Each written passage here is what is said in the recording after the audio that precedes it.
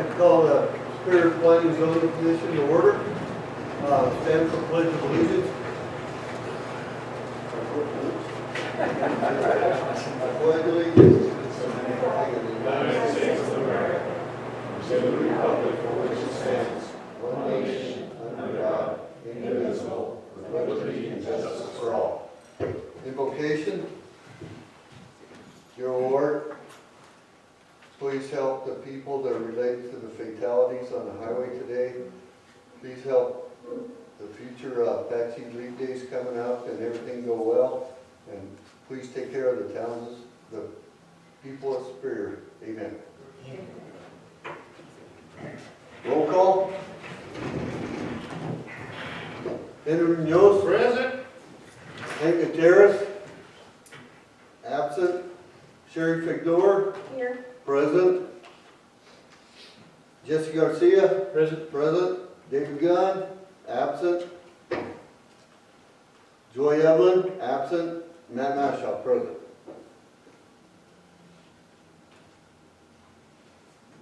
Okay, work session.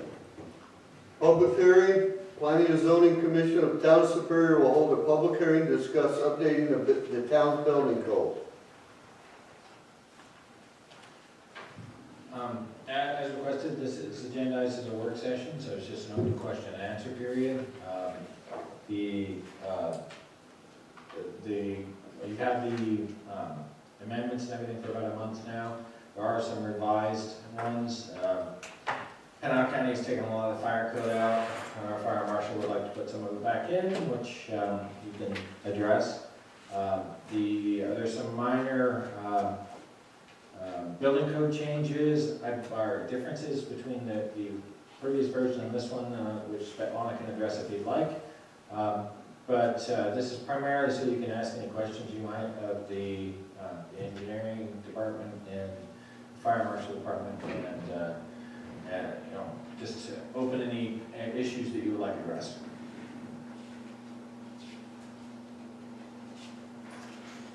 Do we have somebody yet to do building inspections, or? No, that RFQ does not close until the 18th. Okay. 20th of March, 20th. Okay. 5 p.m. Just a question, Todd.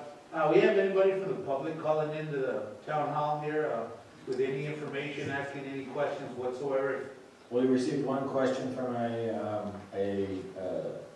engineered building manufacturer asking about wind load requirements. That's it. Bunger seal? Yes. Okay, that was me. It was you the one who was asking the question? Why were you were asking over the 3,500 elevation feet then? I've got drawn up plans for a shop. No, it's fine. They don't. Those requirements don't apply at our altitude, so it's not an issue. We're in 2,888 elevation. There was a question about the existing, why we are not adopting existing structure code? Yeah, somebody commented on Facebook the way we're adopting existing building code, which you spent a lot of address if she's. Well, the reason is why we're not adopting the existing building code. Pinell County did not adopt also because our existing buildings are so not built up to the code.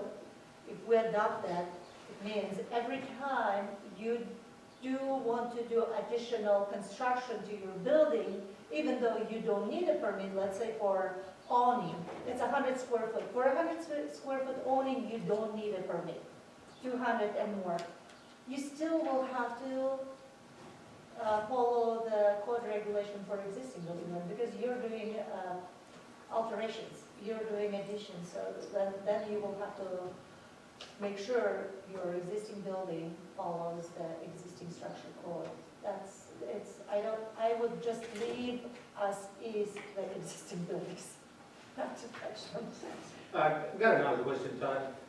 Say Miami, Globe, Kearney, Hayden, do they have basically the same code also? Are they up to date? I'm not sure who is up to 18. It's on a 3-year cycle, so some are on 15, some are on 12. The state's on 12. The county just adopted 18, so the county, who's doing all of our inspections currently is on the 18 code set. We're on 2006, so we're about 12 years behind, which is a little too old. And again, if the state has adopted 2012 as a fire marshal, we are not allowed to adopt a less restrictive code than the state fire marshal. And the problem with one code set like the fire book, once you do adopt the fire code for 2012, that's reflected through all of the code sets. So essentially you're adopting all of the code sets for 2012. So our code set is probably not compliant, it's probably superseded by state law. So it's best that we just go ahead and jump past it to the latest code. Adopting the latest and greatest code gives us the longest period before we have to go through this process Change again. Okay, thank you.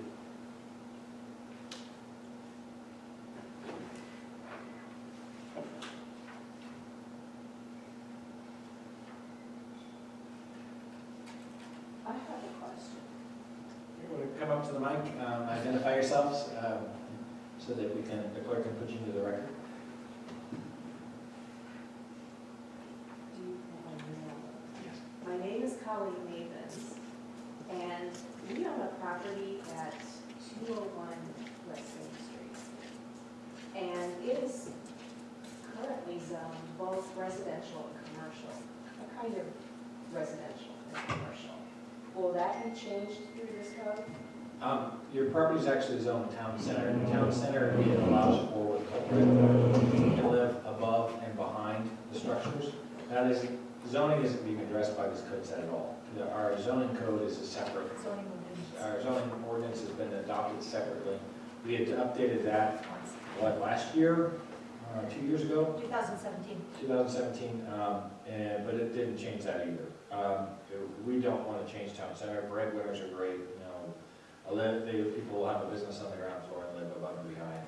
It's very common in these old downtowns, so I don't picture that changing. It would have to go through another review process, and it's not being reviewed right now. All right, so this is just fire code, sprinklers and whatnot? This is fire, building, property maintenance code, residential code, electrical code, plumbing code. It's the code set, which applies to all new construction in the town of Superior. Fire code is, however, not grandfathered, so fire code applies no matter what the structure is. So even if you are in an old building, it still has to have exit lighting, it has to have sprinklers, if it's required, it has to have a extinguisher. That's just, there's no grandfathering for public safety code. Thank you.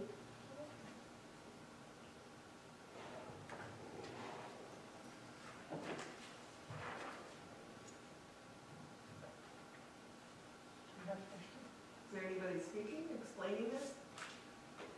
No, we did a presentation, the last one. This is a work session to discuss those issues. Questions and answers?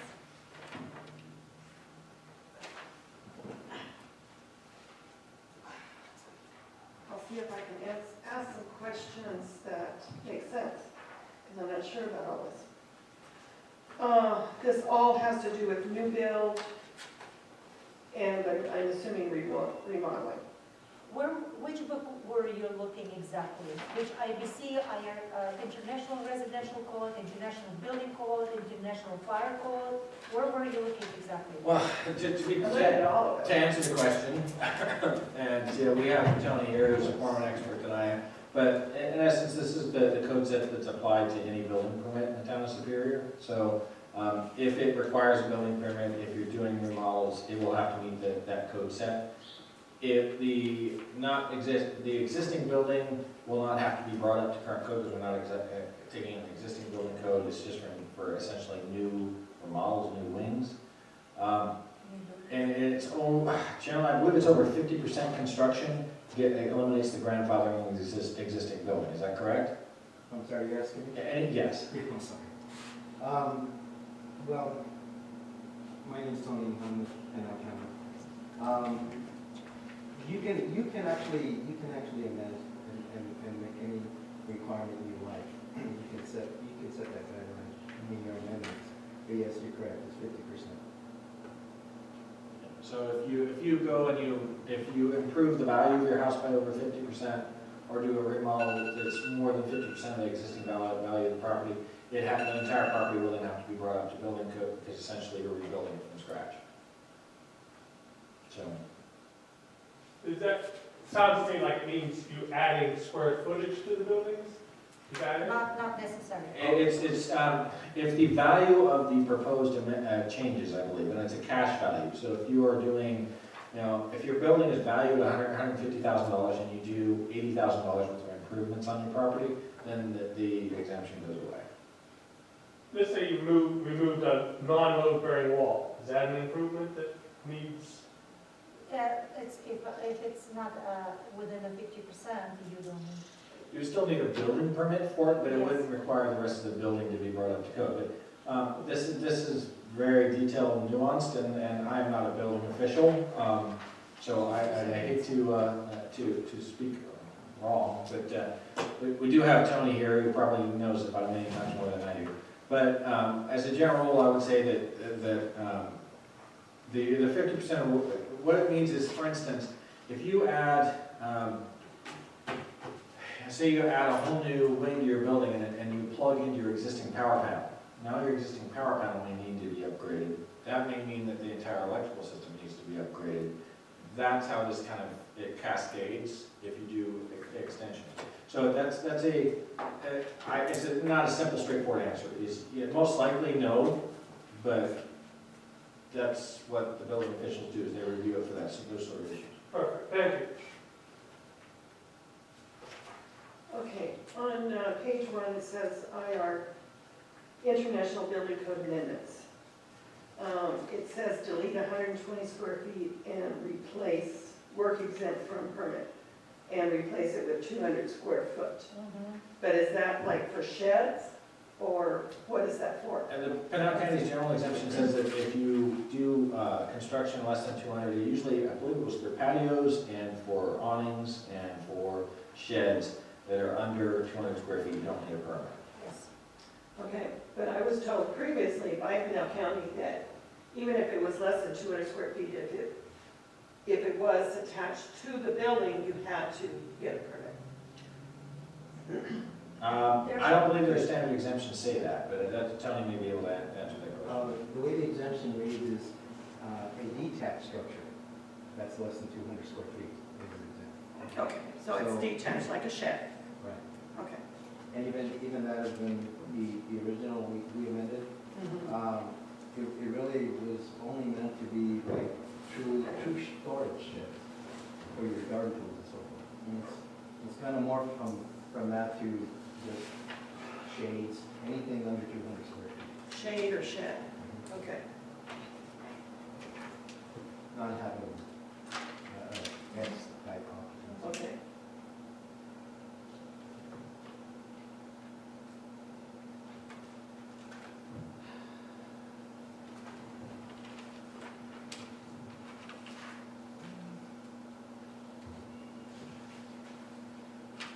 I don't have a group home, but I know somebody that does. So I'm going to ask the question. They can only have 5 or fewer people under custodial care in a residential setting, assisted living or group home.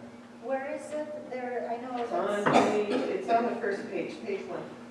That would be a question the fire marshal had been chewing my ear off about just a few minutes ago, so he could probably answer that question better than that.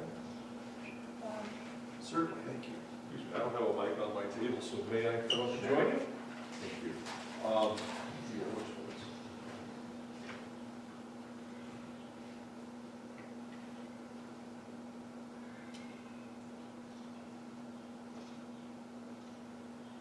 Because I thought the state used to have 10.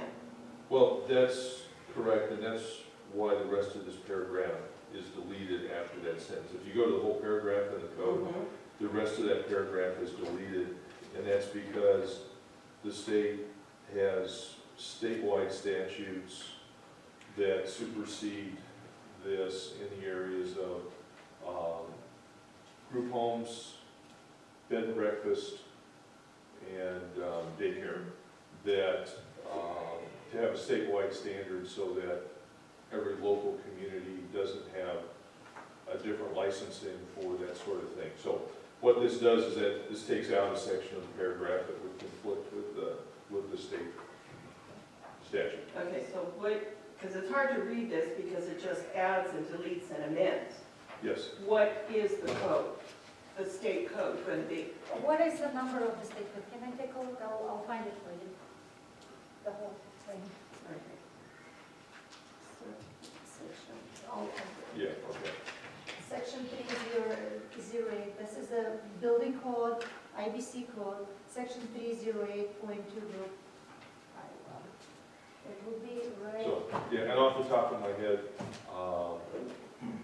I'm familiar with these, but I'm very careful not to quote numbers without looking them up.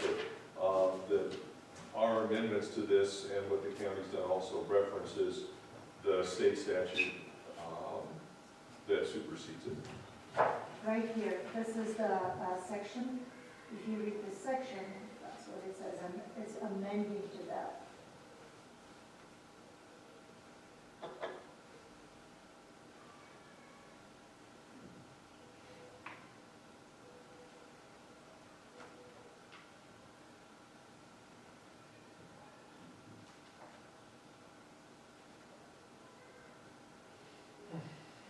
Period.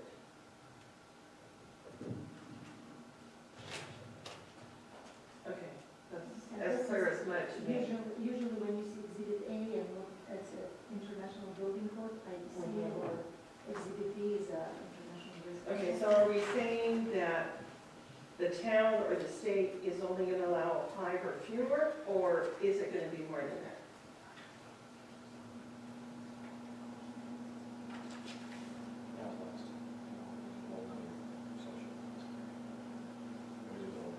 Five or fewer persons receiving custodial care, that's household. Sure. 308 to 2.5. Still, with 5 or fewer persons receiving custodial care, solid waste service, we are to. Sure. National resident. Okay, so it is changing it from 10 to that. Tony has agreed to go through the list and discuss each of the amendments in order so we can understand the basic reason that they're being done.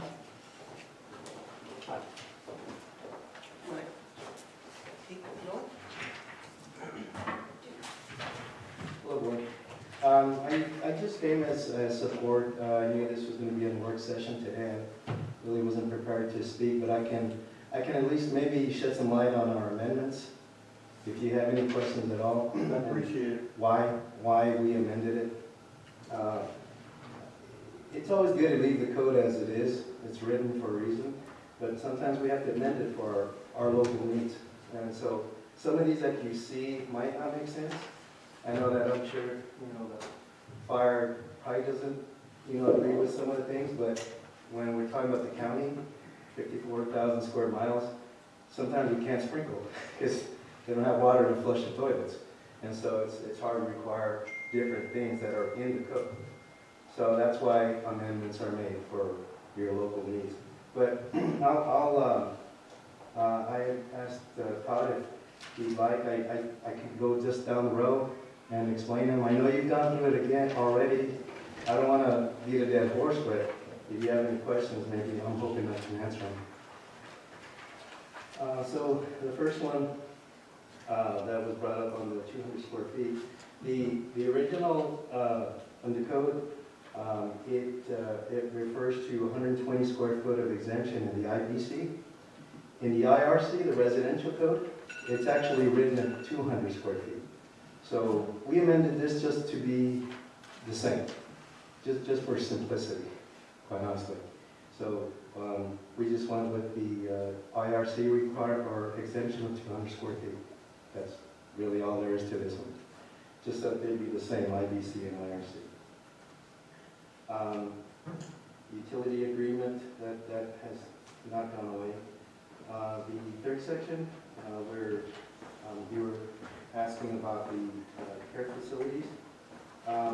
We had to this is more for the growing trend of adult homes,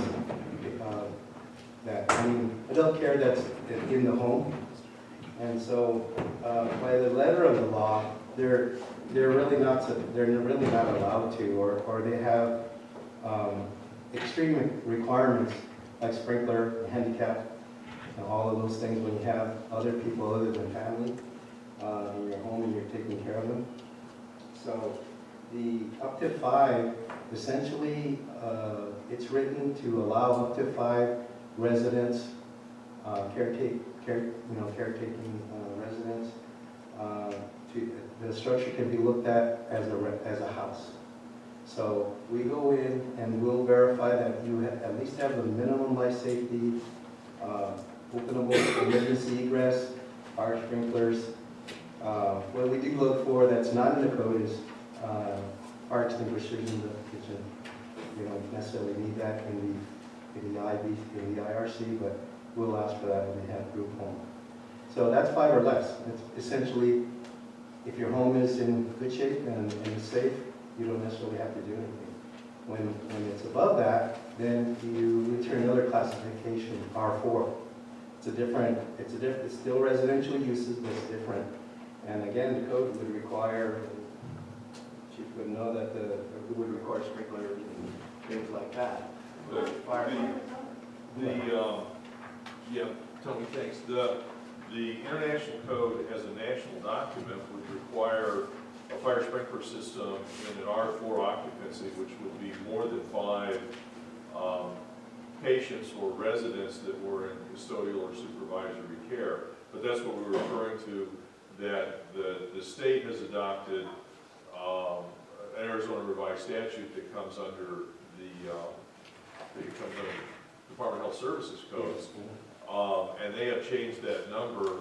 I believe it's up to 10 or exceeding 10 that the sprinkler requirement comes in. So there is, and that's referenced in the amendment with the definition or the abbreviation in there for the Arizona revised statute that changes the sprinkler threshold.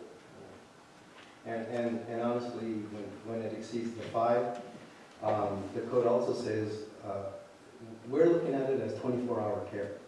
The code does not allow 24-hour care unless it's an R4. So they cannot sleep there overnight. It's only a certain hour. But we've amended that to, again, allow the growing trend of homes being used for caretakers, adult care. Now it's all kinds of care, mentally ill or all this kind of care. So that was that. I don't know if that makes sense. Okay, so a normal house, you could do 5 or less. But Yes. if you go above that, you're still allowed, but you're We will under ask for additional items. additional stuff. Zoning plays a big role there because it's, now you have concerns with parking, you have concerns with, we still have concerns of handicap accessibility. We look more to having handicap accessible restrooms, things like that. Okay. So it goes up a notch. And then past that, then we're into an institution where now you have too many people and it becomes a hazard and danger. Are we allowed to ask questions? Sure, it's a work session. Okay, It's best if you identify yourself for the record, so everybody knows what you're. yeah, so I'm Tiffany Rao, I'm a resident of Superior and have worked in this field for quite some time, hoping to eventually open up a home here in Superior. I purchased the house. And and I'm sorry I've come in late, so I'm sorry for that inconvenience. But, so are you saying that if it's 5 and under, does that keep you from the states? Because the state, once they spend the night, you have to go through the Department of Health Services. So generally, if it's just during the day, you have to follow under adult daycare standards, which is quite stringent, even compared to the 24-hour, because you have to have a nurse on staff, et cetera, et cetera. So what would be the difference? There are 2 different things. Okay. We're just establishing the building occupancy use, and you need to have a license Sure. to operate this. And Yes, even what 5 we're- and under. Right. Okay. So that's separate from this. The building safety, if you came into the office, if you come into the office and say I have 4 adults that I'm taking care of, they can give approvals depending on the condition of the home. But aside from that, you have to also have a license to operate that home. Through the And want a copy of that for file. Would So that you fall don't under use- the adult daycare, do you know? Yes, Okay, which you have to have a nurse on staff, so it's how? possible, that's their licensing. I don't know a lot about what they require the state, Okay, that's the licensing portion. I'm just talking about the occupants, and that's up to 5, not counting staff. So yes, if you have a nurse, you have a caretaker, person, we've got 2 or 3 other people, the people that are being taken care of can't exceed 5, or normal. generally, adult daycare centers are larger because of the extra requirements that the state puts on. I've never seen adult daycare with 5 or less. Larger house or people? Larger amount of people, because you have a higher expense, like a regular assisted living, you don't have to have a nurse on staff. But adult daycare, you do. Okay. Okay, so that expense of that nurse supersedes Well, that would be having up, 5 that would be up to residents. the individual. Excuse me, It's we're- two- it's this two is different just things. building codes, it has Right, nothing no, to I do with understand. licensing on all that for nursing, it's just the building codes we're adopting.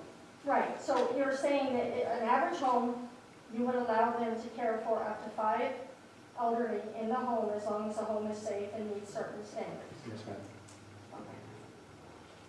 Okay. And to be specific in that with the code language, the 5 or under is what the code refers to as an R3 occupancy, which in plain English is a single-family dwelling. Okay. So a basic single-family dwelling that's just built as a family home could operate a care home with not more than 5 clients in it, and still be considered under the building code as a single-family residence. If you go over that, having nothing to do with the state licensing or the level of care, but if you go beyond that 5 clients and now you have additional residents in there, you change to a code category of an R4, which puts you more into the boarding house or lodging type Maybe the system. code, code requirements. Right. So, And then at that point, the county would require sprinklers because the state does not at this point.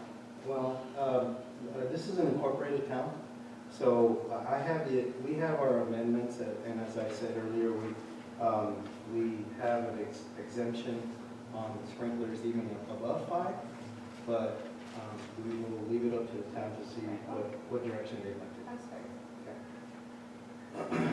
So, just moving forward, chapter 23 wood, it's, again, that's the same, historically it's been in there, termite pre-treatment of the soil is required.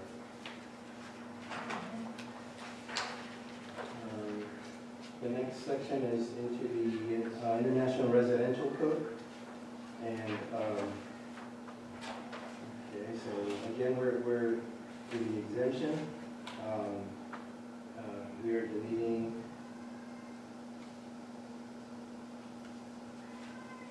did this change at all? Wait, so this is ours now? Yes.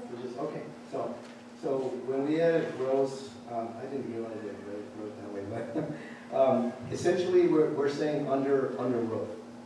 We were getting these homes that were, the square footage, but had 3-foot overhangs, trying to get around. So added the word gross, meaning under roof. Also added the height of 10 feet, a single story. Basically, we're saying a single story structure. Again, that's how these come about, is issues. We had some that were, footprint was under 200 square feet, but they went 30 feet. And they were going, or one put it on stilts, and we got complaints because the neighbor said, hey, this person can look into one. So, long story short, we decided to put a height on it, 10 feet above grade. Well, my board questioned the grade, wondering why I was taking it from grade. That was the best thing I could do. They wanted to stay finished floor, but again, that would be, if your finished floor is 5 feet up, then your building could be 15 or 20 feet tall. We went with the lower grade. It was one where no one didn't necessarily like that, but it was pretty good. Here's another exemption 11. That was one that we did locally as well. Again, we put this in more for the mom and pops and, you know, the people that, you know, have some 2x6s sitting around, I guess, that they want to put a small shade, maybe some have doors that don't have a little awning or something above. So we put just a parameter there that would exempt a little shade over a door that, you know, came out 4 feet or 5 feet.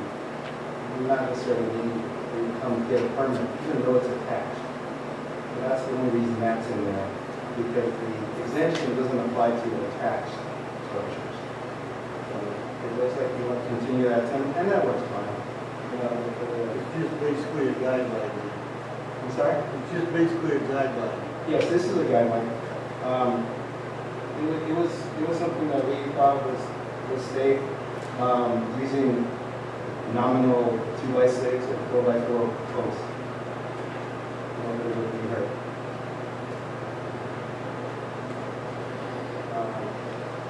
The building planning, this continued. It changed a little just by miles per hour. The wind looks, you know, like it went up. It used to be 90 miles an hour with a 3-second gust. All this is the equivalent is a constant 115 miles. So they took out the little equation of 3 mile an hour gust. And that's, you know, so. So does the regular shingles that you buy that are 25 years, do they need this? Well, it really depends on the attachment of the shingle, not necessarily the product. So, yes, the nailing and so forth. So that this is wind loads and so forth. So yeah, it really did not. I guess I'm saying it did not change from previous code years.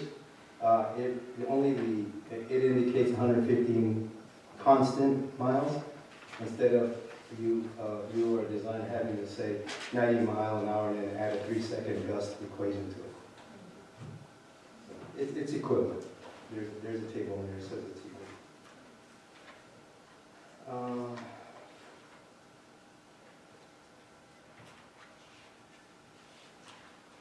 On the exterior walls, on the fire design, I think we went with the prescriptive method. There's 2 methods of protecting the walls.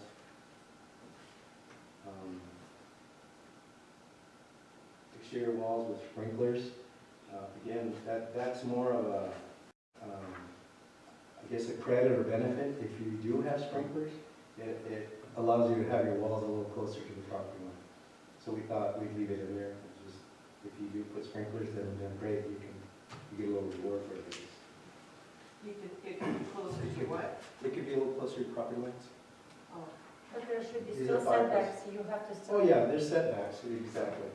You always have to meet the zoning requirement on setbacks. Yes. But this allows it. Required heating, it's strange that the codes only require heat, because a lot of them are written in the East Coast and Boca in the North. But, so we have to amend and actually add cooling as well. So now it's required to have heating and cooling. Maybe we should say require cooling and heating. Yeah, it depends. Depends on the day, I guess.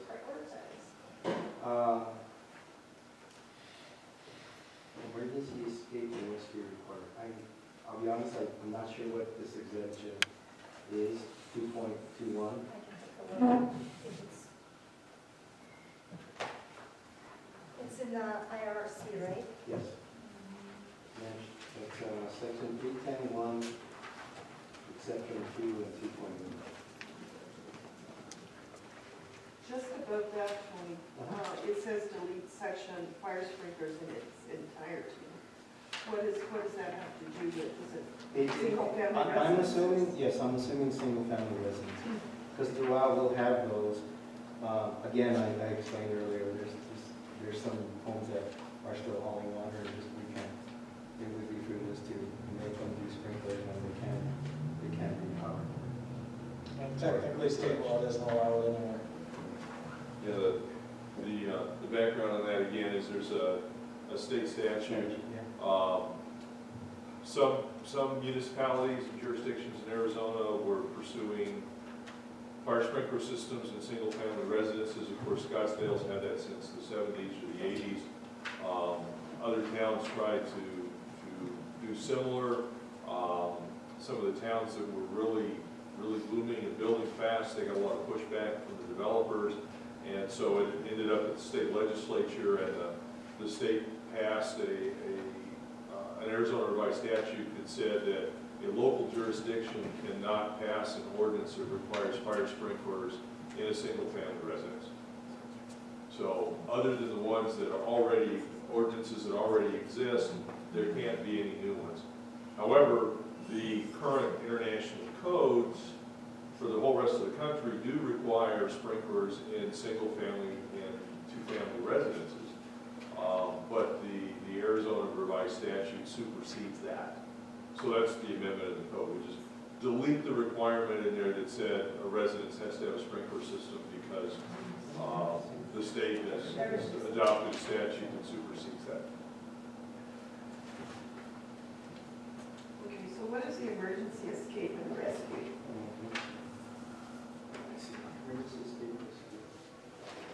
How does Scottsdale get away with requiring it then?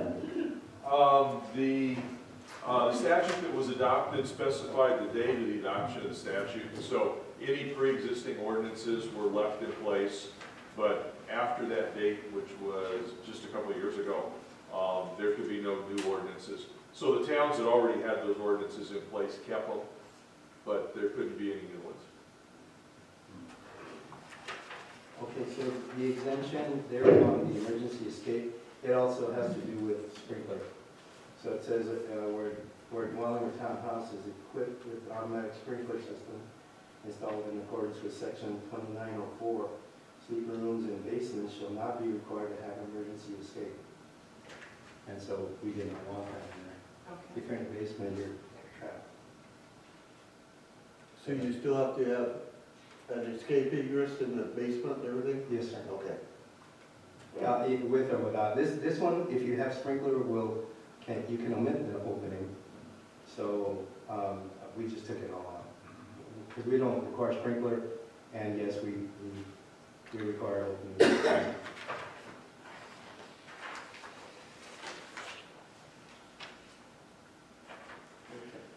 A lot of these are deleting words like shall and replacing it with may. Again, some of the sprinklers, if you get credit for them, we're not telling you that you don't have to, but if you'd like to, we're fans of that. If you can do a residential sprinkler and you have the sufficient fire flow, then we're good with it. So we changed a lot of the language of shall to may. So you may install sprinklers. You can design sprinklers for 1 and 2 family dwellings. If it would stay shall, it means it's mandatory.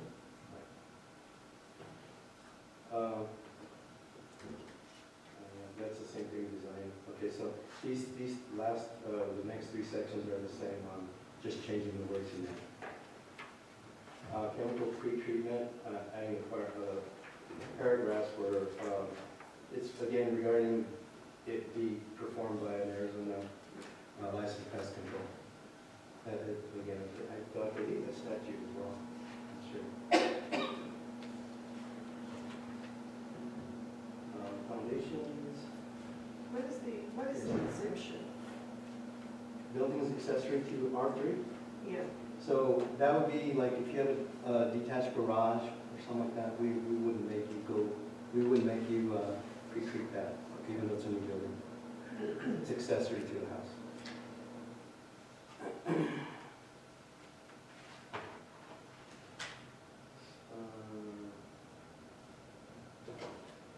Okay, the foundation requirement, we are not in a seismic zone that would require rebar, but because that's just industry standard, we have, at the end of that sentence, reinforcement, we're asking that rebar be added to foundations. That's really all that is. If you looked at the code, or our area, and please keep that in this room. You don't have to do rebar. But to be safe, Now, that You doesn't mean that want to one have building rebar. is not gonna have rebar in the foundation. yes. I put rebar in everything. Exactly. Okay, the next one is the energy efficient. I'll be honest, board and you guys, this was the tough one for us on this code.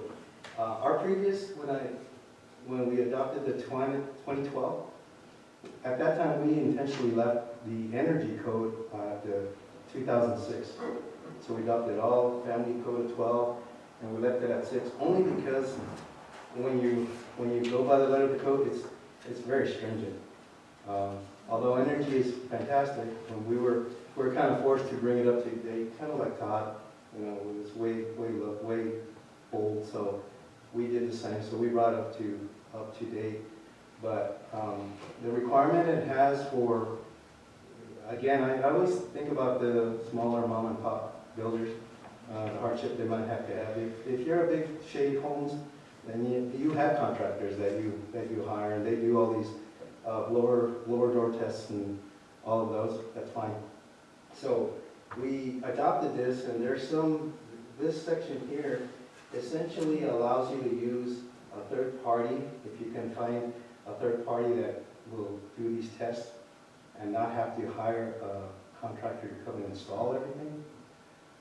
So that's opposed from thousands of installation to maybe a couple of $100 for the testing. But unfortunately, they're mandatory in the code because energy efficiency is very strong now, and so they became a mandatory requirement.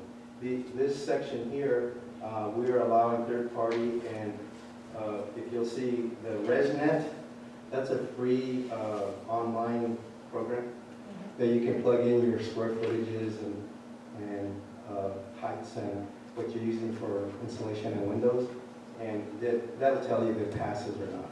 And we'll accept something like that for a review. Recently, we did, like, say, an energy survey on the house I live in now. Is that basically the same thing, where he tested for air escaping and all that stuff? Ductwork? Yeah, did they tape up your door and fill it with Yes. Yeah. Okay. Good for you, yes. And this is a completely new paragraph, actually, Pinell County added, and we're taking it also, because Okay. it doesn't have at all. That's good. It's a whole new code, and you'll see notes here like we're deleting the entire residential section of it and kind of plugging this into it.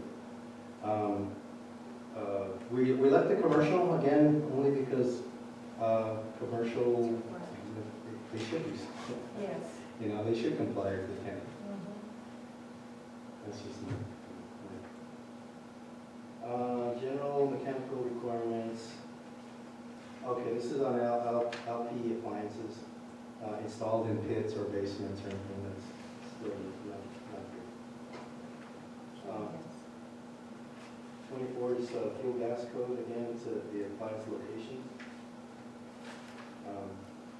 for LP gas. On the LP gas, that's propane, right? Yes. Okay. So if somebody had an outdoor kitchen like next to a pool and they had it sunk in, they can't do that anymore? Have the tank. No, the kitchen with propane appliances in there? In the pool or No, outside? Not in the pool, but you know, you see them when they build a pool and they put a outside kitchen right next to the pool Okay. and it's down. Well, Is it talking about that?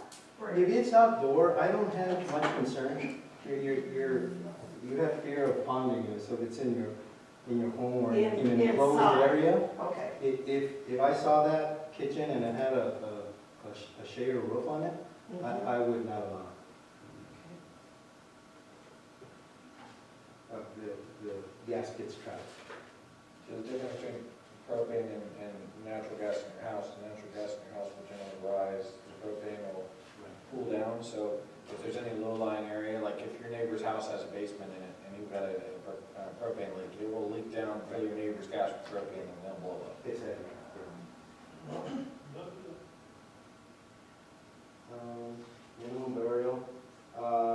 this was changed, I believe the code called out for 12 inches on plastic. We had it originally on 12 was 18, and so we thought that was good. That was good strategy, so people were used to it. So it's gone from 12 to 18. Well, in this code, the previous code, it was 18. Oh, it was 18. On the 2012, it was 18. This code on the 2018 code allowed for 12 inch. Okay. We amended it to go just like 12. So that truly has changed, if you've been working on the 12 code. What are the requirements? Sewer depth again is 12 inches. That will answer. Does that pertain to septic tanks, or is that just everything in general? Well, that's just 12 inches in general, that's your minimum. Okay. Septics usually are lower, Yeah. so it goes down. So coming out of the house should be 12 inches, Okay. which are highest. 4-inch pipe. The 29 is water supply distribution. Optional in the beginning. I don't know what that is.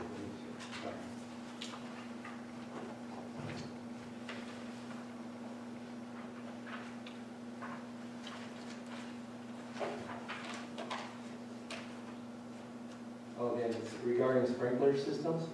So again, we put optional design in here. It's, if you're going to install, you can use section 2904 on dwelling unit fire sprinklers. And again, in the beginning of this section, we said optional. So we won't prevent you, but if you'd like to, of course. Yes, I have my under for that. Those are all for fire sprinklers, you use all the sections. Yes. All of 20. When installed, When installed, Mhm. sure, yes. Wiring methods, earthen materials. We put on there, we added the rammed earth, the earthen materials and rammed earth construction. What does rammed earth mean? It's basically rammed earth. They form it, and you have, I'm just gonna say, there's a certain type that's compacted, Okay. and essentially you build a wall with compacted earth. Okay. So you're supposed to use the wiring that has metal around it, or no?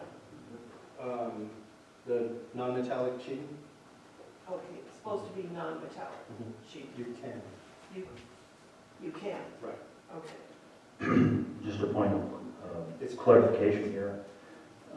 I think it should be section E 3802.9 rather than 8. I'm sorry, 3802. Because there's an 8 already and we're adding, Oh, no. okay. Let me see.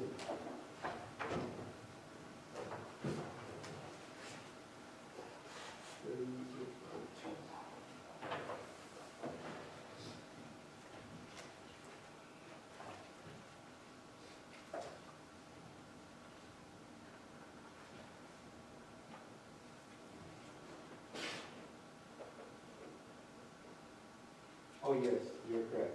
We're adding that. Yeah, Yes, adding that. so it should be 0.9 rather than 0.8. Good catch, yes. We will modify that before we put it in the resolution. Again, we have a whole month before we adopt this, so we're trying to get, the council's going to have a public hearing as well to discuss this, but we'll probably do the presentation for them that we did for you guys last time. But we want to give you guys a month to reread and do your homework and leave any changes you want to spell on it. And then we'll have another meeting in April and do the actual formal adoption. All right.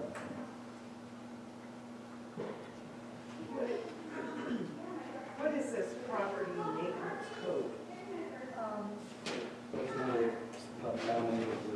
That's another code. That's utilized more for compliance, or code compliance, or existing. That might be why. If I can address property maintenance code a little bit, property maintenance code duplicates to us quite an extreme amount our town code and state law for abatements and everything else. It has all the abatement stuff in there, it has all the what defines a unsafe building, how you deal with it, what's the procedures. Adopting the IB62, the property maintenance code, just allows us another backup to that. We're probably going to use our town code and the state law anyway, but it gives us another code set to reference. So do we have this code? Yes, Yes, Now? yes, we adopted this originally in 1997. For example, sign, what type of sign, the requirements for the sign, height, size, all in that property maintenance code. There's a lot of deletions in this. We did not delete. We brought them back. We said we're not gonna delete the property maintenance code, we'll keep it as is. What I would say about that is Pinal County has, they have a much larger county to deal with and a different set of problems. So for us, the property maintenance code is much more relevant because we're kind of on the bleeding edge of blight in Pinal County. So this is a more useful tool for us. So we're going to be looking at the exemptions and putting some of them back in. We're also going to be looking to give our fire marshal more authority than the county will, because the county doesn't have a fire marshal. So giving these tools back to the fire marshal may make sense for us. But the fire marshal and the engineer have been going through and putting all those sections back in they think they can use. Not all of them apply, but I believe someone has a revised set now, or Yes, I don't know which one did they get. well, you're supposed to get the new one, I sent the, That's the to new me, one, and it's, the second one. there is chapter 1 and chapter 6, the 2, 3, 4, 5 has been all deleted, taking out, so we're,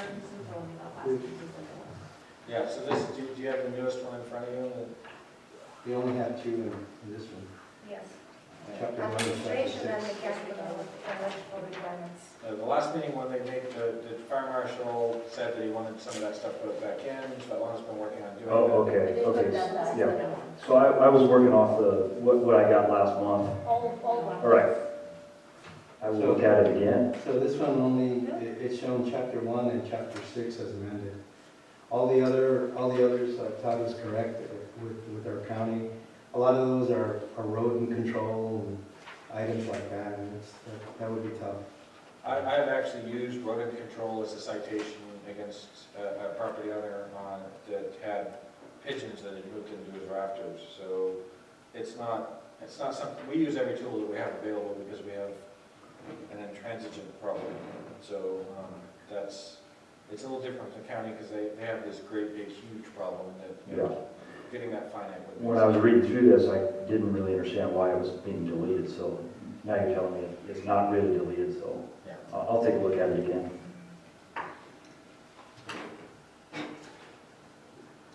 So should we just pass the property name? Yeah, there's not a lot of, all they're really doing is removing heating and cooling as a minimum requirement. You don't have to have that in a vacant structure, but everything else is staying. So for mechanical code again, you'll see some items here. Slope growth.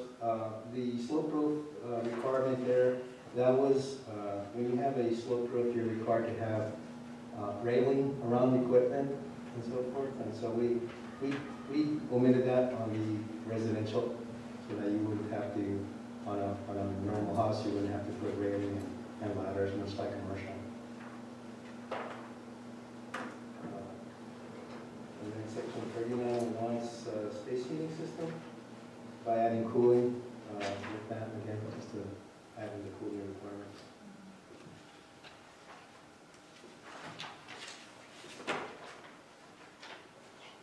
What's the ventilation required? Says deleting second sentence. I don't remember Well, what that is about. some of the books, the ICC, Yeah, that one's on back order, unfortunately. It Yes. hasn't come in yet. choose three books, I don't have it. We don't-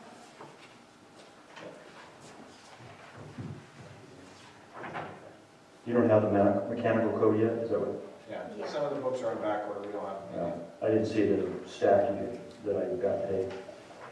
They did print half at the time of shipment, so we just have to wait when they print more It's coming. in 2-3 weeks.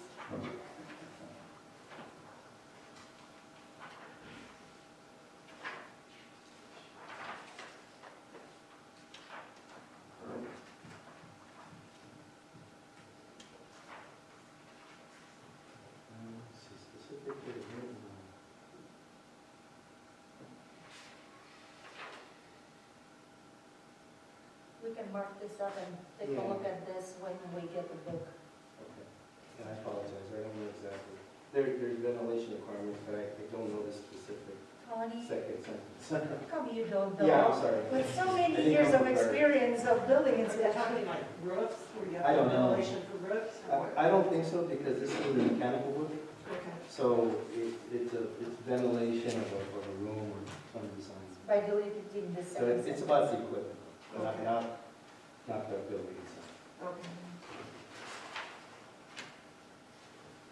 One road again, there's road proofing and sewer depth again,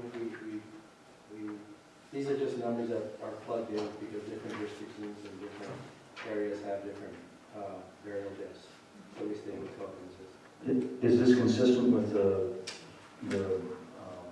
maintenance code then? Mhm. So one of the sections in the maintenance code has to do with rodent harborage. I don't know if that one is if that one's actually deleted or not. This one, we're talking delete section 304, we may not want to do that because this is part and parcel with the road requirement of property maintenance. Yeah. Okay, so yeah, well, we will note that. To keep, right? Yes. Okay, Delete the delete. okay. Same thing with flood proofing, I think. Flood proofing? Yeah. I don't know if that's in the maintenance code or not.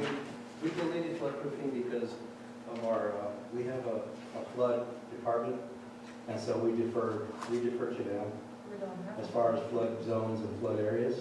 Well, actually, we have the exact same flood department, because we are a jurisdiction too small to have our own flood department, so we have superseded all, or we have assigned all of authority to the county. So the county is our flood manager. No, county flood control, yeah. Yes. So that's the reason we excluded that in our code. I'll just leave it as is then. And again, I apologize, I don't know about the required tests on these, without the plumbing code. I can't Right. remember this. Got it. 312, I'll try to read it, but I'm not as quick as you are. One of the things that people learn when they certifying these things is nobody memorizes the book. What they learn when they certify is where to find things in the book. Yeah. It's kind of the entire. Nowadays, you can even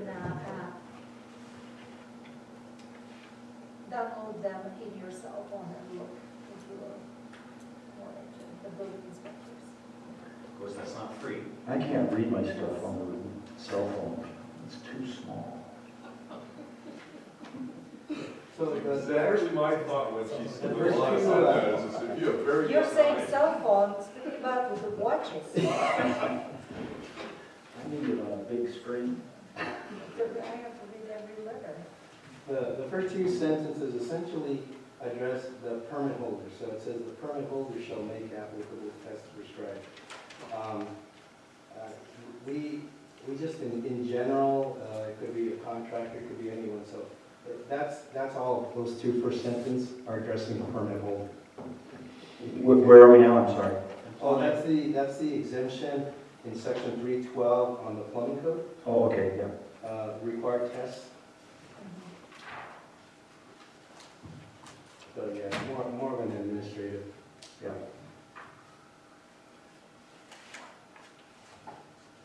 Section 410.2, small appliances.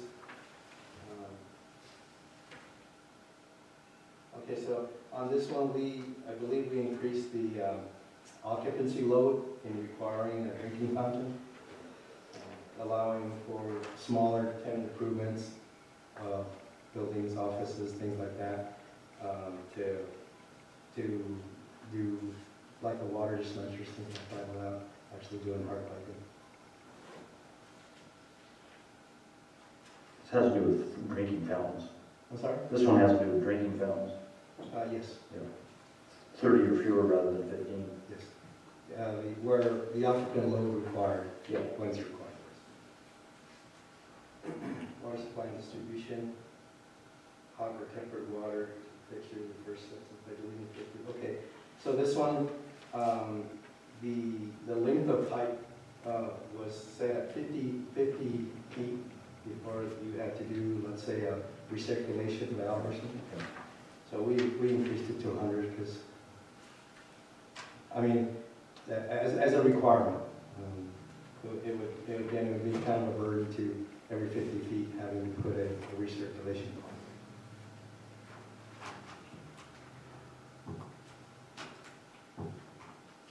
You just have to wait another extra 15 seconds for that water to get there. And the National Electric Code, all we did was basically fill in the blanks and put the national standard on colors of wires and so forth. That's really all that is. Lana, I didn't see this one either in the stack, the NEC. I didn't see it. You still have that, or? No, there's 3 books are coming, that in Okay. which they didn't. And the National Electric Code, it's different, it's not an ICC, it's Yeah. an MFPA. I didn't get a chance to look at these amendments relative to that. Order, but it didn't come, not yet.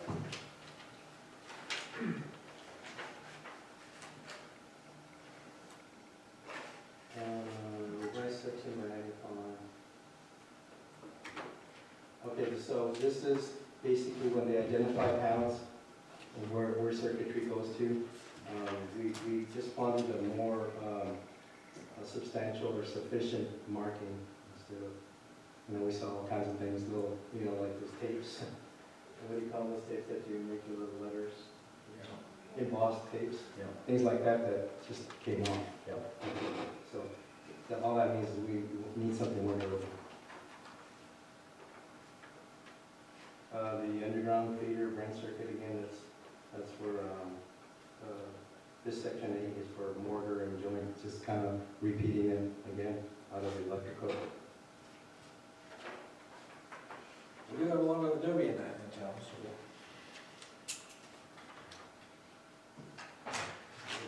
I don't recall what Article 725 is on remote controlling, but I believe that's for equipment. It has to do with equipment connections. I apologize.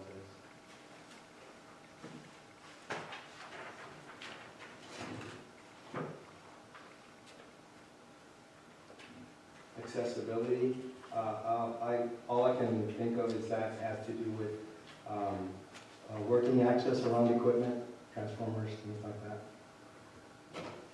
Again, I don't have that section.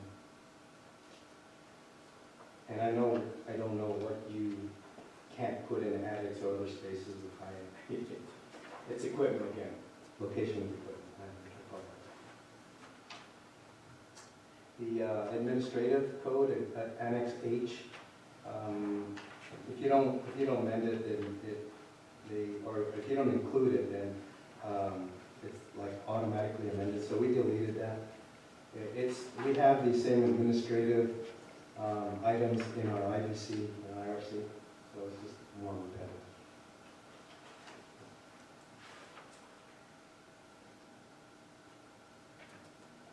National or International Gas Code, individual outside appliances in its entirety. You have an IAP fire code?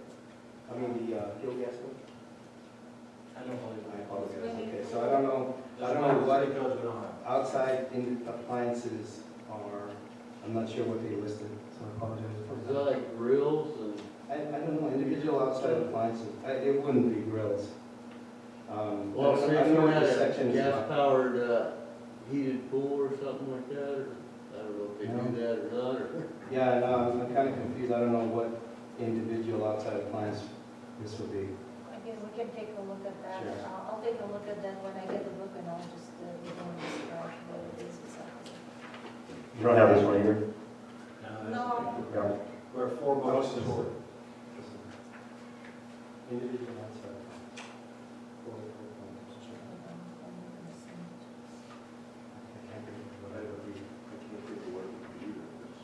Yeah, if you've got gas appliances outside, you've got gas piping run through them and they're permanently installed, you're gonna have to regulate. It must be some. So, we're into the fire code. Did you want to speak on the fire code? Sure. Or do you want me to finish? Go ahead and finish what you're gonna do, Okay. then I'll do the fire code last, it'll be fine. Okay, so, the International Energy Conservation Code, again, the IECC, that's what you'll see basically striking the entire residential section. Just again, to make it cost effective for the small, for the individual homeowners. And we refer back to the ResNet and third-party type inspection. All the commercial requirements are intact, so they have to follow all the mandatory requirements.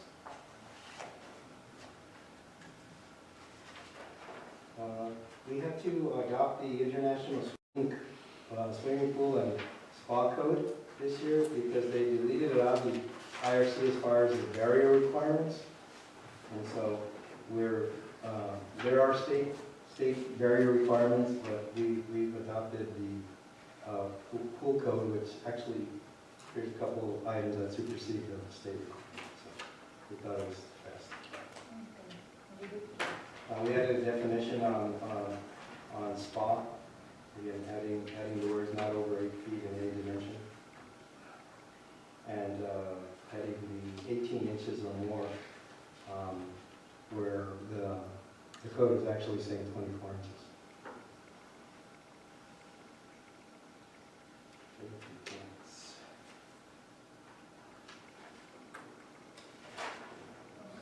I have some questions here. Yes. There's a lot of deletions in here, and I'm wondering if I'm trying to be sensitive here, but is this because the town superior's pool doesn't comply, or what's the? Deletions on where? I'm sorry. You're looking at the old one. We only have now, we removed that, we have chapter 1, scope and administration on the newer.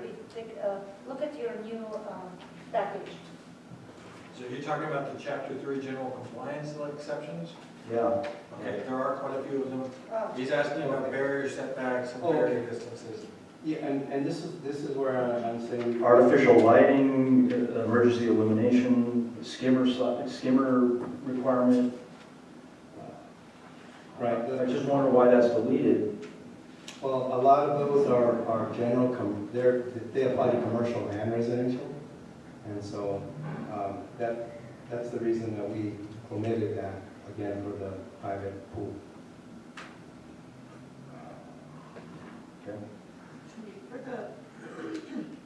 When you amended spa, I Is that don't have the one you're looking at. Are you looking at the one that the town will be? Do you want to see this one? It has just the, oh no, that's on it. Okay. There's a code book. Here's the individual outdoor appliance section. I found that for you. Here's the code section. It seems to be, the section it's deleting is just for gas lines to barbecue grills and things outside. Oh, it's the 8 inches. Shall not be installed less than 8 inches below Fifth Street. So we are at 18 inches. Yeah, okay. So it's the 8 inches on that individual. So any it gas goes lines you run out? 8 inches to 18 inches? They're deleting, it says that, basically it says if you have a barbecue grill, you could have run a line 8 inches below the surface to your barbecue grill. By deleting that section, you have to vary 18 inches because the other code supersedes that. And it depends on the material. If it's iron, then you could go down 6 inches, or I should say 12 inches. If it's plastic PE, it's 18 inches. So that specifically says any outdoor appliances, you can go down 8 inches. And we thought that was too shallow. this where you're amending spa, I think you said it had to do with fencing. If it's under 8 foot and less than 18 inches deep, then you don't have to fence it. is No, that correct? it's only a definition. That's We're just a defining a definition. spot. You're defining a spot. Yeah. Isn't any Any- spot height, more than 18 inches? Well, then it requires it would qualify as a spa. Okay. This is minimum, so if you have something that's 12 inches of water, Then it doesn't, right. it's not a spot. Okay. It's only Your different. kid's inflatable pool is not a spa, only that deep.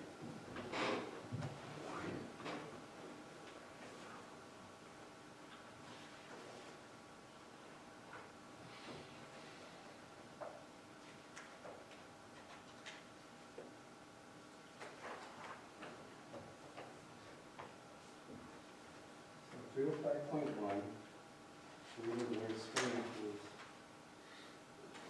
Oh, okay, that's the power cover. So the first one is, the code will allow a power pool cover to be used as a barrier. And we are deleting that and requiring the typical fencing and or self-closing, self-latching doors from the home.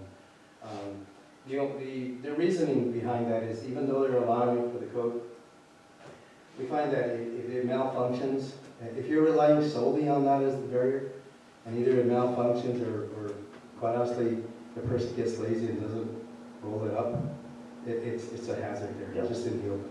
So that's why we deleted it. Again, if they'd like to use it as a secondary, so that they don't get leaves and so forth in their pool, we encourage that, but not as a primary barrier. Deleting 48 and replacing 60, that's the height of the barrier. Code will require 4 feet or 48, and we've always had it at 5 feet high. State, I believe. Poolside barrier. So the code again had 20 inches of surface around the pool. We've historically had 30 inches from the original code, and we were comfortable with that for access all around the pool, for emergency access. Somebody had, was on the other side of the pool. One could run around there. That's really all that is. And the water's edge shall not be less than 4 feet from the property line, less than 3 feet from the structure. That essentially comes from it's not really zoning, because zoning does not look at that as a structure, so they don't have a setback for it, but we have to put something in place as a guideline to keep it away from property lines. Is that in-ground pools we're talking about? Water's edge. Well, if the pool, if it's above ground, and it meets or it requires a barrier, I'd say it applies to that too. I'm talking about the 20 inches and all that water's edge stuff. Yes. Right, if it's above, then yes, this is all on barriers and safety, so I would still require an open area around that pool, so you can get around it. Okay, mine's already in, I can't say anything, right?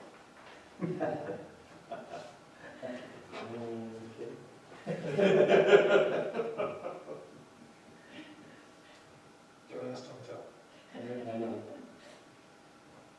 I have enough work. Structure wall as barrier, item 1, deleting the word seal and replacing it with is it seal?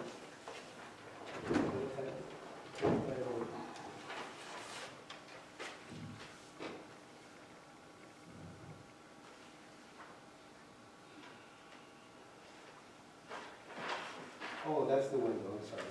So the 305.4, item 4, has to do with windows opening into the pool area. Yeah. Historically, prior, we did not require windows to be protected. It was basically the doors and access ways. We found more and more that there's several windows, kids' windows, everything that opens into the pool area. So we've included that, and we changed the word sill as far as the height, because that means every window would be required to to be self-closing and latching mechanism on that. So instead of sill, we put the word latch. So it needs to be operable windows having a sill height of less than 48 inches above the indoor finished floor, and doors shall have an alarm or latch or self-closing, self-latching. So that means every window would have to be hooked up to an alarm, every we felt that by taking that 48-inch dimension to the latch, it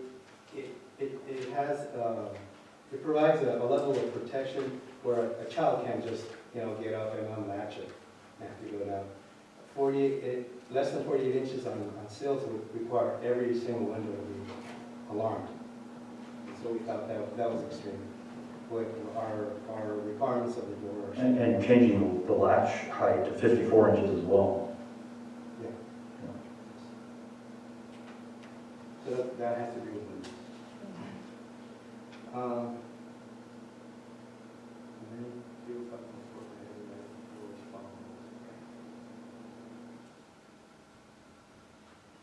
Okay, so that section 305.4 essentially is an intermediate barrier.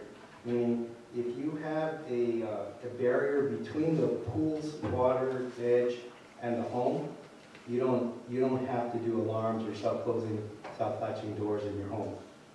The intermediate barrier is preventing anyone that just randomly comes out of your house and wanders into the pool area.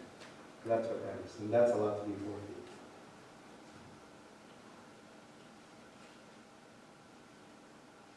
Steps and riser treads, I believe that's because of commercial, but jurisdiction.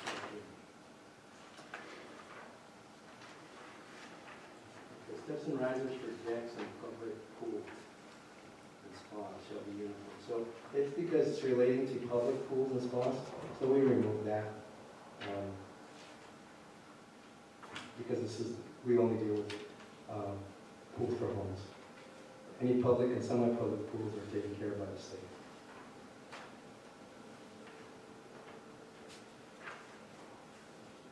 Same with the deck and handrails.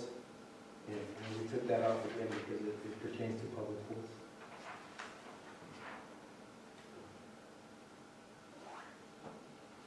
(315.2).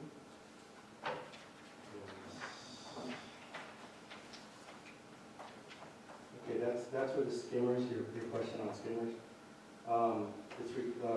We deleted in its entirety because, again, it refers to public pools. It says here, required a surface skimmer system shall be provided for public pools and spas. Surface skimmer system shall be listed in accordance with NSF 50. So all that section has to do with public pools. We found regular pools have skimmers, they're just not to this criteria. That's what we do. I think everything else is fine. A lot of these are just because they're public pools and not residential pools. So again, when the code is a minimum required standard, or like Lana says, shall. So omitting these basically say you don't have to do it this way. Well, we have a public pool. Yes. This would not apply to your code. It's regulated by state. It has to pass yearly inspections anyway, but if we were building a new pool, and they would go out and say, okay, now it has to meet whatever these standards are, but we got a permit for it as it was constructed, we're not rebuilding it. Right. It's not, But if you were building a new pool, you would have to comply. right. For the town, like a public pool, summer pool? Yeah. Yes, of course, but that would be state, the state would be involved. Now, the county does, our county health department, they are the ones that do the monthly, annual maintenance, or whatever schedule they're on. They're the ones that come and check for quality control, and water safety. This is mostly we're talking for residential. And we would absolutely, if we built a new pool, want it to meet the best, latest and greatest safety standards, so. Our amendments didn't touch the second part of this book, which has to do with completeness of public pools. 321.2, again, is illumination density.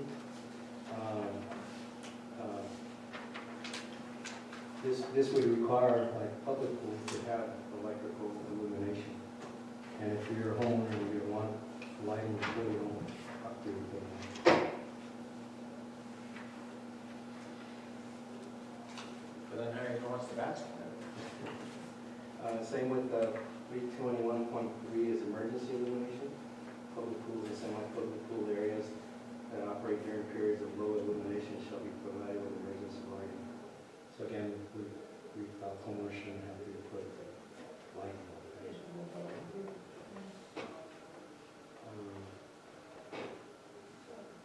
Okay, 322.1 in general. Okay, so this is it has to do with ladders. So ladders and recessed treads shall comply with the provisions of this section and the applicable provisions of chapter 4 through 10 based on type of pool and spa. So the number 4 in these chapters have to do again with public pools. Chapter 7 is residential, so that's why that replace 7 instead of 4. Public swimming pools, we took it out as an entirety. We don't govern those. Public spas, its entirety, aquatic recreational facilities, its entirety. Now down to the fire marshal section, and I cannot thank Tony enough for showing up on. Sorry to come prepared, but if you have any questions, please feel free. Thank you. It's a much better discussion than I was hoping for, so thank you very much.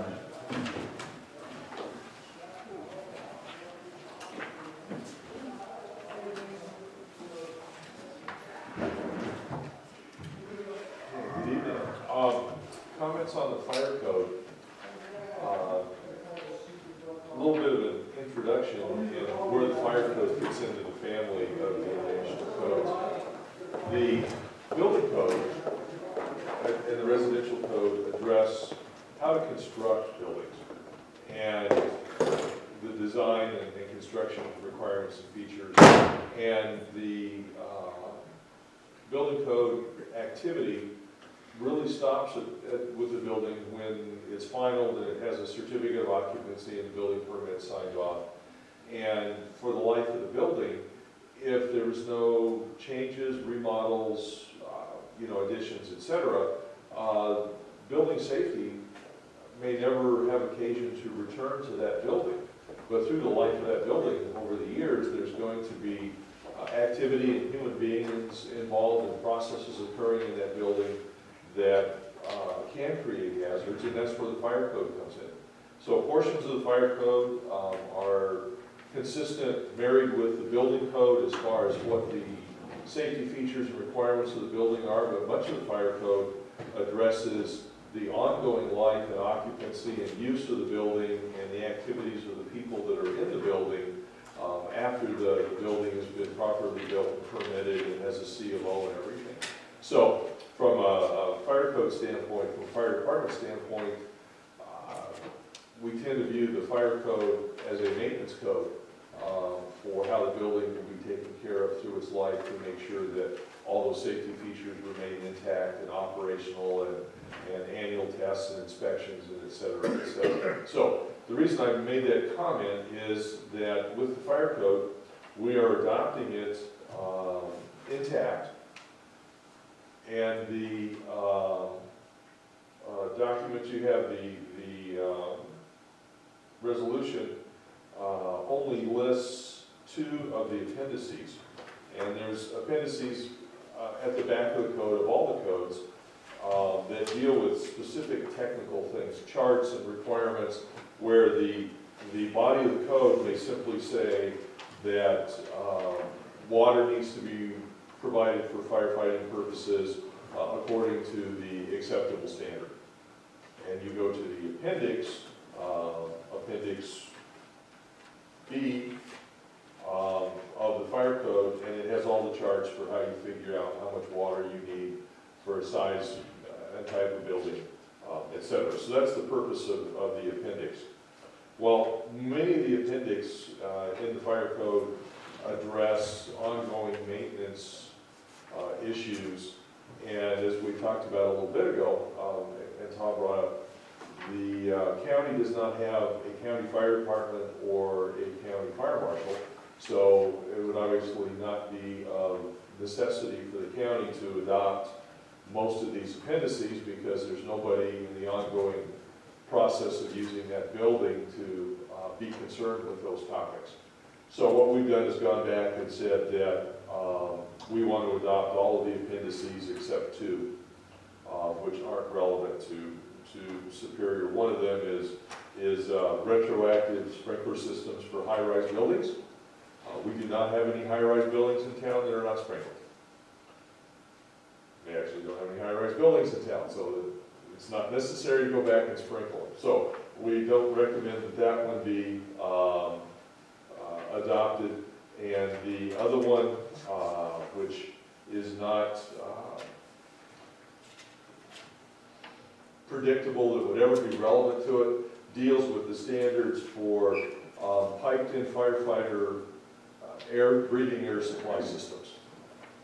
So if you were to envision something like an Intel or a Honeywell hazardous materials manufacturing facility, silicon facility, electronics, that kind of thing, they pre-plumb those with breathing air, so firefighters working deep inside the building have stations to hook in for breathing air and don't have to carry multiple armloads of self-contained breathing apparatus bottles back into the building.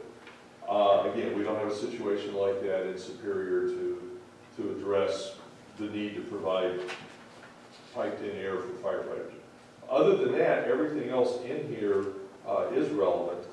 The majority of them deal with hazardous materials, classifying hazardous materials, what the hazards are, the definitions of hazardous materials, how to mark and label a building that has hazardous materials, and then the requirements for the occupants who have a hazardous occupancy to have a written hazardous materials management plan that is submitted to the fire department, and hazardous materials inventories and that kind of thing. Again, with the county, there would be nobody to provide those documents to. But we certainly have a concern with that in town, that if one of those businesses were to come in as the town grows and expands and we were to get an industrial occupancy that would fall under that, we certainly want to have that program. That's the short version. Be happy to answer any specific questions on that, but basically the only thing different from what you're seeing and what we're actually proposing to come back to council next month is to, where you're only listed with two appendices to adopt with the body of the code, we're recommending going back and getting all of them. The amendments that I see here are focused on blasting. Could you maybe go through those items and talk about why those amendments are being proposed? Those amendments are there because that's how the county has adopted them. And so in order to be consistent with the mining and blasting and construction operations throughout the county and the contractors and the people that are involved in that, and the fact that the mine is actually outside the town limits and in the county jurisdiction, we just felt that it would be more consistent for the people operating in that industry to have the same language in the town. The requirements aren't really changing. It's I don't know, do you want to address that blasting thing, Tony?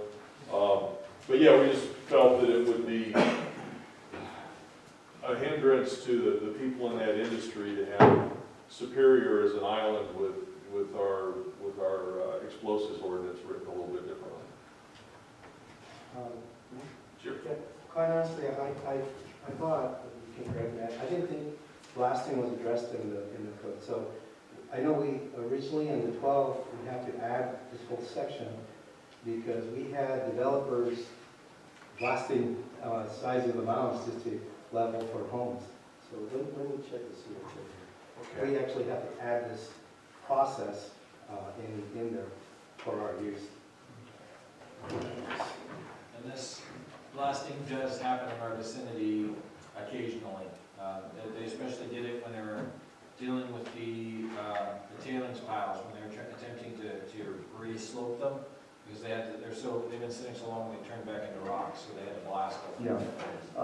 I would assume that's covered by MSHA though. It would be covered by MSHA, and the county doesn't necessarily apply, right? So, but if they were to blast in areas not directly in their mining operation, say it's not a mining operation, it's a developer or something like that, then they would have to comply with it. MSHA, if you read state law says that Pinal County cannot enforce building codes on mines. So Pinal County has no regulatory authority over the mines. If they build a building over there up at the number 9, they don't necessarily even have to apply for a building permit to do that. I don't know if they do, but state law doesn't allow county. It allows cities and towns to regulate mines. Yeah. But it doesn't allow. But this is more about. This will be about developers and doing blasting to make people pads. I had no particular issue with any of these amendments. I thought they were all good, but I just thought for... This one, 5607.16 is just basically a process that's added to the end of this section. So there is blasting provisions, but these were more as a process for higher density areas. So if they're starting to glance, if you're 1,000 feet from someone, we need notification. We need to know. I like the amendment. I think that was good. Well, if you go way back to the day when they put the sewer system in here, they did blasting in town, they replaced a lot of windows. And Superior is solid caliche, so, I mean, a lot of our sewer lines are running a trench they've cut in solid rock, and then they lay the asphalt on top of the solid rock, so, I mean, that's why our roads, despite having not been maintained for umpteen years, are still roads, because they're laying on rock.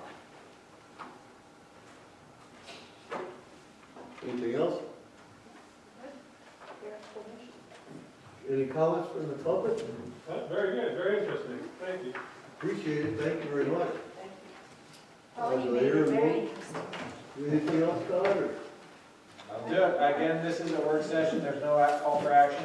I would ask that the board review these amendments and come in and take a study session with the books if you have any questions on the content. So that for the next session, we're going to have another public hearing, and then at that point, we'll have the option to adopt the resolution. I'd like to take this month to get to the point where you feel confident enough about the adoption that we can actually move forward with it. Let me know when you get the new codes. Yes, definitely, I will let know, if you leave your phone numbers or email addresses, so I can contact you after I get the Ruby will list. send out a notification to the entire list whenever those books come in. Okay. And I will follow up. The books are generally available online as well. I just looked up the mechanical codes online that they use generally. A lot of the states, when they adopt them, they make them public records and they put them up on the net. So there are a lot of them out there. So I can just do it at work, if I got some downtime, look it up and go Yeah, through? just look, Okay. search the You 2000. downtown at work? I think so. Okay, do I hear a motion to adjourn the meeting? Make a motion? There's a question from the public. Oh, I'm sorry. What about this, all these articles, like Article 8 penalties?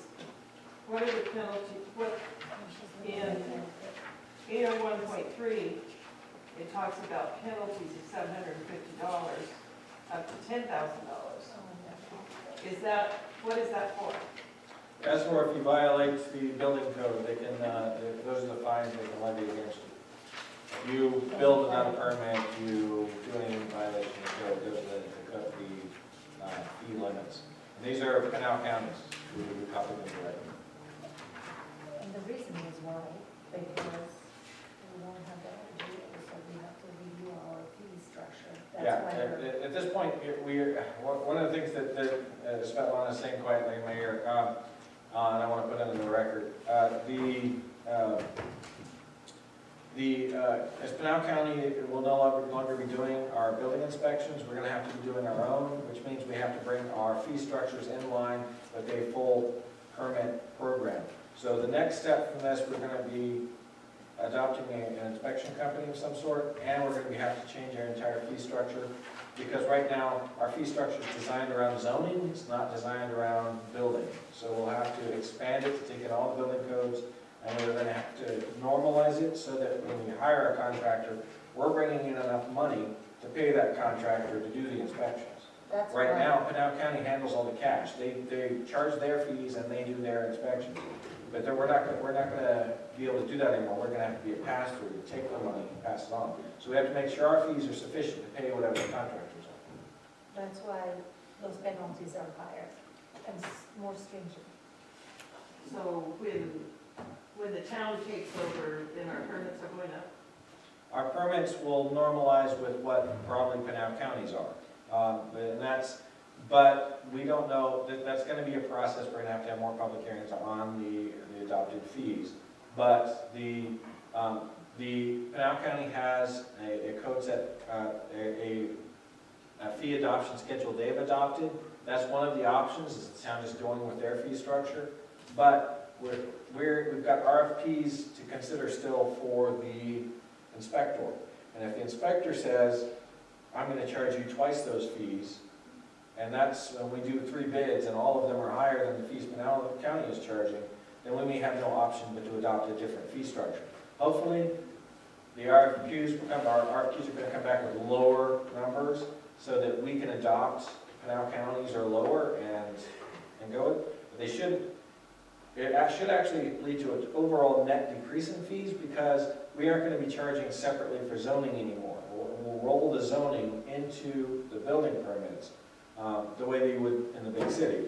Generally in the big city, your zoning is a smaller number because that's not the only thing they're doing.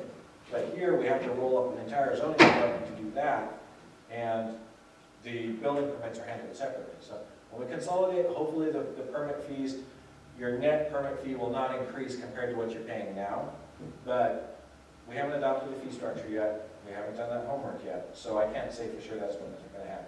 Right now, what we're looking at is adopting Pinal County. Pinal County, Tony, you said that the Pinal County will be also revising their fees, they're gonna raise the price. We're looking to revising our fees, making them more current, so we haven't been revised in over 7 years. And also, Pinal County has their own engineers, full-time employees, building inspectors. They can afford those fee numbers. We won't be able, so we have to look. We're going to have to do the math. And Yes. it's going to start by picking a contractor and determining how much they're going to cost us. And that whole fee structure change will come before the P&Z and That's public hearings and all that? Yes, that's our next big step. Yep, yes. okay. There are a number of, taking over the entire program requires a number of significant steps. Number 1, code set. Number 2, hire an inspector. Number 3, adopt fees to pay for the inspector. All of that's going to have to There's still some unknowns to hang I would say on. about 2 years. All of that has to happen before August. That's when our IGA expires. It was actually in September. We want it all in place in August. So we're going to be having monthly meetings from now until August. So, very well. I think we have to adopt the fee structure before we go in the contract. Well, that's a whole conversation, is whether or not we can do those together, but there's going to be lots of conversations going forward, let's just put it that way. The Okay. next one is going to be adopting this code set at the next meeting. Again, please do take the time to do your homework, tell us what you're comfortable with, what you would like to see more information on out of this adoption, and we will provide that for you. We'd like to get it done again. We want to adopt as of the next month's meeting. Any other questions? Okay, adjournment, do I hear a motion to adjourn the meeting? Motion adjourned. Motion made by Henry Munoz, do I hear a second? Seconded by Sherry Fedor, all in favor, say aye. Aye. Motion carries to adjourn the meeting of planning and zoning.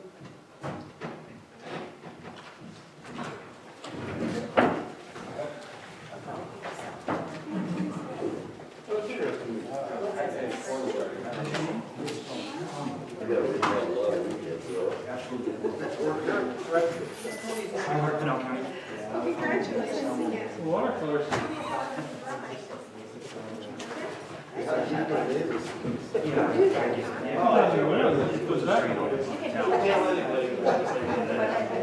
You